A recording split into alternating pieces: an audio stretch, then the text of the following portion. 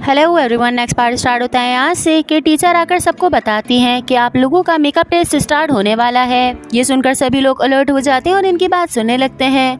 वो कहती हैं कि इस टेस्ट में आपको कुछ भी बताया नहीं जाएगा और आपको मेकअप एडमिनिस्ट्रेशंस के सामने ही परफॉर्म करना होगा। साथ ही थीम और मॉडल उसी दिन डिसाइड किए जाएंगे। ये सुनकर सारे स्टूडेंट्स एक दूसरे को देखने लग जाते हैं और वो कहते हैं कि ये क्या बकवास है, इस तरह से तो नहीं होना चाहिए था। मैम कहती है इसीलिए अपने आप को अच्छे से प्रिपेयर कर लीजिएगा ताकि कोई भी टेस्ट में फेल ना हो, और ये टेस्ट ग्रुप में किया जाएगा और वो ग्रुप मैं आपके बनाऊंगी। नेक्स्ट सीन में दिखाया जाता है कि मैम जू से पूछती है कि क्या तुमने डिसाइड कर लिया। इस पर वो कहती है नहीं मैम, अभी तक तो मैंने डिसाइड नहीं किया।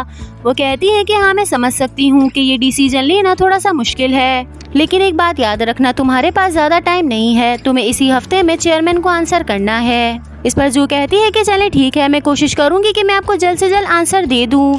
मैम कहती है कि अगर तुमने डिसाइड कर लिया कि तुम यहाँ से जाओगी तो ये वही दिन होगा कि जिस दिन तुम्हारा एग्जाम होगा, और परेशान नहीं होना क्योंकि इस वजह से तुम्हारे और ग्रुप मेंबर्स को इफेक्ट नहीं होगा।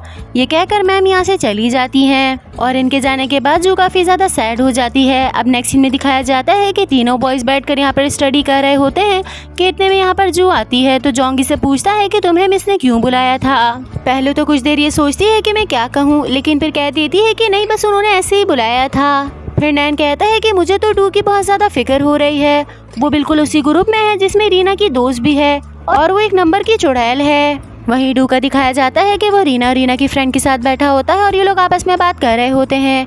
रीना की फ्रेंड कहती है कि सबसे बड़ा पॉइंट तो ये है कि हमें पता ही नहीं है कि मॉडल कैसी होगी या फिर थीम कैसा होगा, इसलिए हमें चाहिए कि हम डिफरेंट मेकअप लुक्स क्रिएट करें। और इसे देखकर ऐसा लगता है कि यहाँ पे तो बिल्कुल भी परेशान नहीं है, बल्कि ये तो यहाँ पर बिल्कुल रिलैक्स बैठा है। अब नेक्स्ट सीन में दिखाया जाता है कि ये सब लोग एक रूम में बैठे होते हैं और जून और जू आपस में डिस्कशन कर रहे होते हैं। वहीं नैन बेफिक्र बैठा होता है और वो अपने कामों में लगा होता है। वॉन इन दोनों को देखता है और उसे बिल्कुल भी अच्छा नहीं लगता। वो कहता है चलो मैं यहाँ से चलता हूँ और जो भी चीज़ मुझे मिली मैं तुम लोगों को ईमेल कर दूंगा, और ये कहकर वो यहाँ से चला जाता है। इस पर नैन कहता है कि ये हमेशा इतनी जल्दी क्यों चला जाता है, हालांकि हमारे साथ काम भी नहीं कराता। खैर छोड़ो, हम लोग मिलकर ही इसे कंप्लीट कर लेते हैं। फिर ये लोग सब बैठ जाते हैं और आपस में डिस्कशन करने लगते हैं। अभी ये लोग स्टार्ट ही करते हैं कि इतने में नैन के पास एक मैसेज आता है। वो खोलकर देखता है तो ये जू की बहन का होता है। वो कहती है कि क्या तुम्हारे पास आज टाइम है, मैं तुमसे मिलना चाहती हूँ। ये जैसे ही मैसेज पढ़ता है ये बहुत ज्यादा हड़बड़ा जाता है और कहता है कि मैं क्या करूँ। ये दोनों भी नैन को ही देख रहे होते हैं कि इसे पता नहीं क्या हुआ है। नैन इन दोनों से कहता है कि एक्चुअली कुछ अर्जेंट काम आ गया है इसलिए मुझे जाना होगा, और ये कहकर फौरन से यहाँ से चला जाता है। साथ ही हमें रीना का दिखाया जाता है कि ये दोनों बैठकर आपस में डिस्कशन कर रही होती हैं कि मैं 20 बना लूंगी। वहीं रीना की फ्रेंड कहती है कि मैं लिप्स का मेकअप कर दूंगी। वहीं पीछे डू खड़ा होता है और वो उसका शेल्फ चेक कर रहा होता है। ये इसमें से एक बुक निकालता है और उसमें से कुछ निकल कर नीचे गिर जाता है। वो इसे उठाकर देखता है तो एक बच्चे की पिक्चर्स होती हैं। डू इसे आकर लेकर आता है और रीना से पूछता है कि क्या ये तुम हो। वो देखकर शॉक्ड हो जाती है और मुस्कुराकर कहती है कि हाँ ये मैं ही हूँ। रीना की फ्रेंड भी ये पिक्चर्स देखती है और वो कहती है कि तुम बचपन में कितनी ज़्यादा क्यूट थी। सामने कुछ यूनिक मेकअप प्रोडक्ट्स रखे होते हैं जिसे देखकर डू कहता है कि रीना ये क्या है। यहाँ रीना इसे एक्सप्लेन करने लग जाती है और साथ ही हमें वॉन का दिखाया जाता है। वो अपने घर पहुँचता है और अचानक से ये देखकर शॉक्ड हो जाता है कि यहाँ पर उसका मेकअप किट तो रखा होता है लेकिन उसका पेंटिंग बोर्ड नहीं होता। ये इधर उधर ढूंढने लग जाता है लेकिन इसे कहीं भी अपना पेंटिंग बोर्ड नहीं मिलता। ये फौरन से अपने सेक्रेटरी को आवाज़ देता है लेकिन उतने में वो नहीं आते बल्कि इसके दादा यहाँ पर आ जाते हैं। फिर ये अपने दादा से पूछता है कि आपने मेरी पेंटिंग और उसके टूल्स कहाँ पर किए, क्या आपने किसी के हाथ मेरा कमरा साफ करवाया है। इस पर वो कहते हैं कि मैंने तुम्हें मना किया था ना कि जब तक तुम ग्रेजुएट नहीं हो जाते तुम पेंटिंग नहीं करोगे। इस पर वॉन कहता है कि मैं बस कभी कभार ऐसा हॉबी करता था, क्या मैं इतना भी नहीं कर सकता। तो दादा कहते हैं कि तुम हमारी कंपनी के वारिस हो और तुम्हें अपने प्रॉमिसेस को पूरा करना चाहिए, ना कि इस तरह बीच में तोड़ दो। वॉन इस पर कहता है कि मैं आपको ऑलरेडी बता चुका हूँ कि मेरी कोई भी ऐसी इंटेंशन नहीं है कि मैं फैमिली बिजनेस को आगे बढ़ाऊँ। दादा गुस्से से कहते हैं कि मुझे पता चला है कि चेयरवुमेन ने चूज कर लिया है कि वो किस लड़की से अपना मेकअप करवाएंगी और वो तुम नहीं हो। ये सुनकर मुझे बहुत ज़्यादा शर्मिंदगी महसूस हुई है। तो ये कहता है कि क्या आपके लिए सिर्फ और सिर्फ आपकी रेपुटेशन ही सब कुछ है, क्या ये मैटर नहीं करता कि मैं क्या चाहता हूँ और क्या नहीं? आपकी इसी फालतू इज्जत की वजह से मेरे डैड भी मर गए। ये सुनकर दादा को बहुत ज़्यादा गुस्सा आता है और वो वॉन के मुंह पर बहुत ज़ोर से थप्पड़ मारते हैं। अब नेक्स्ट सीन में दिखाया जाता है कि जू और जोंग बैठकर स्टडी कर रहे होते हैं, लेकिन जू का ध्यान बिल्कुल भी स्टडी की तरफ नहीं होता। जोंग इसे बार बार कुछ कह रहा होता है, लेकिन ये अपनी ही सोचों में गुम होती है।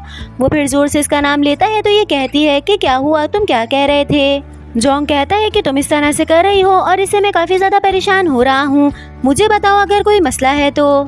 जोंग बार बार इससे पूछ रहा होता है तो ये जोंग को सच के बारे में बताने लगती है। इसके साथ ही रीना का दिखाया जाता है कि वो डू और अपनी फ्रेंड को कह रही होती है कि तुम लोगों को जो भी पसंद आए इन मेकअप प्रोडक्ट्स में से पिक कर लो।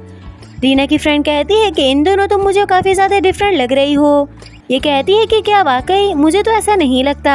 तो रीना की फ्रेंड कहती है कि तुम्हारे बिहेवियर में बहुत ज़्यादा चेंज आया है और नॉर्मल डेज में तुम इतना कॉन्फिडेंट नहीं लगती जितना अब लगने लगी हो। डू कहता है कि अब तो तुम वॉन को भी फॉलो नहीं करती। तो इसकी फ्रेंड कहती है हाँ, ये मैं तो भूल ही गई थी, क्या तुमने वॉन पर गिव अप कर दिया है? ये सुनकर रीना थोड़ी सी सैड हो जाती है, फिर कहती है कि अब मैंने डिसाइड किया है कि मैं अपने ऊपर ध्यान दूंगी और अपना ख्याल रखूंगी। मैं अपने आप को काफ़ी टाइम से नापसंद करती हुई आ रही हूँ, लेकिन अब मैं लोगों के पीछे नहीं भागूंगी और ख़ुद को टाइम दूंगी।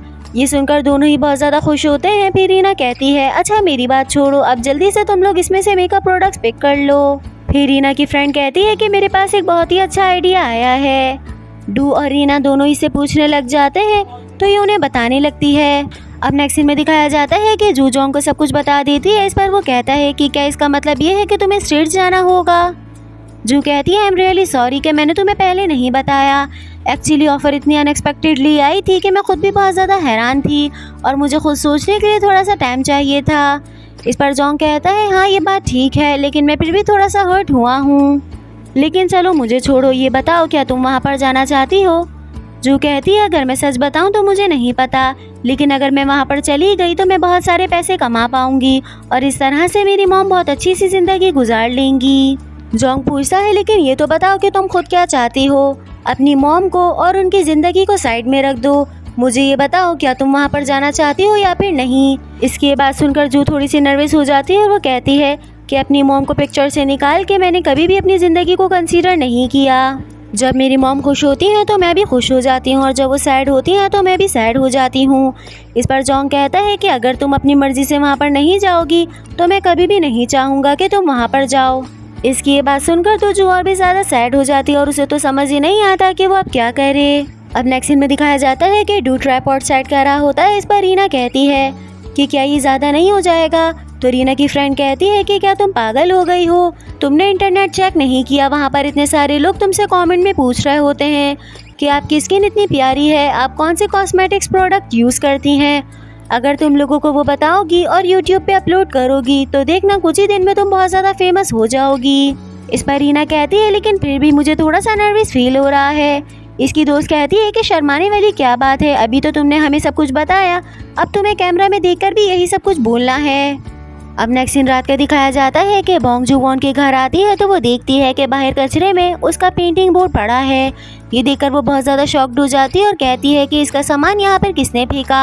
फिर वॉन के रूम का दिखाया जाता है कि यहाँ पर सेक्रेटरी आते हैं और कहते हैं कि बोंग जू तुमसे मिलने के लिए आई है। ये सुनकर वॉन थोड़ा सा हैरान होता है, लेकिन फिर वापस से सीधा होकर बैठ जाता है। जू अंदर आती है और कहती है कि क्या तुम ठीक हो? वॉन इससे पूछता है कि तुम यहाँ पर क्यों आई हो। इस पर जू जवाब देती है कि किस तरह का क्वेश्चन है, जाहिर है मैं अपनी पार्ट टाइम जॉब के लिए यहाँ पर आई हूँ। अच्छा ये तो बताओ कि तुम्हारा रूम इतना डिफरेंट क्यों लग रहा है? ना ही यहाँ पर तुम्हारी पेंटिंग्स हैं और ना ही पेंटिंग बोर्ड, क्या कुछ हुआ है? ये बार बार वॉन से पूछ रही होती है, लेकिन वो इसकी बात का जवाब नहीं देता। तो ये उसके पास जाती है और फिर से यही क्वेश्चन करती है। वॉन गुस्से से कहता है कि मैंने तुम्हें पहले भी कहा था कि अपनी टांग को दूसरों के बिजनेस में मत अड़ाया करो। तुम ये हरकतें करती हो और इसलिए मुझे तुम जहर लगने लगी हो। और एक और बात मैं तुम्हें बता दूं कि आइंदा से यहाँ पर मत आना। वॉन की ये बात सुनकर जू को बहुत ज़्यादा हर्ट फील होता है, लेकिन वो फिर भी कुछ नहीं कहती। लेकिन ये हिम्मत करती है, फिर वॉन से पूछती है कि तुम मुझे यहाँ आने से क्यों मना कर रहे हो। इस पर वॉन कहता है कि मैं तुम्हें इसलिए मना कर रहा हूँ क्योंकि मुझे अब तुम्हारी ज़रूरत नहीं है, इसलिए प्लीज़ गेट आउट। जू को ये सारी बातें सुनकर बहुत ज़्यादा दुख होता है क्योंकि वॉन ने आज तक भी जू से कभी भी इस तरह से बात नहीं की थी। सो गाइस अभी तक के लिए इतना ही। आई होप आप सबको आज की वीडियो पसंद आई होगी। अब मैं मिलूंगी आपसे नेक्स्ट पार्ट में। जब तक के लिए स्टे ट्यून, अपना बहुत सारा ख्याल रखिएगा। Bye bye and thank you so much for watching.